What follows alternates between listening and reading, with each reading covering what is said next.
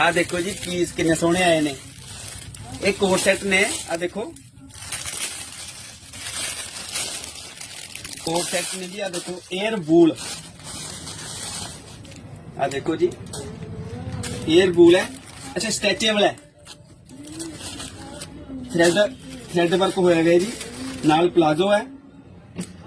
Size दे आए सी जी तीन पीस आए सी जी, L XL double XL, shade 22 है।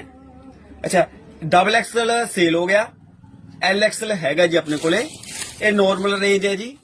हुण तुसीं ऐ दसो जी पीस लग्या किस तरह का, आपदे कमेंट च लिख के दसो जी पीस किस तरह का लग्या। पीस बहुत सोहना हैगा ते बाय करने वास्ते तुसीं कित्थे आउणा है, जस्सल कलैक्शन केसी रोड बरनाला।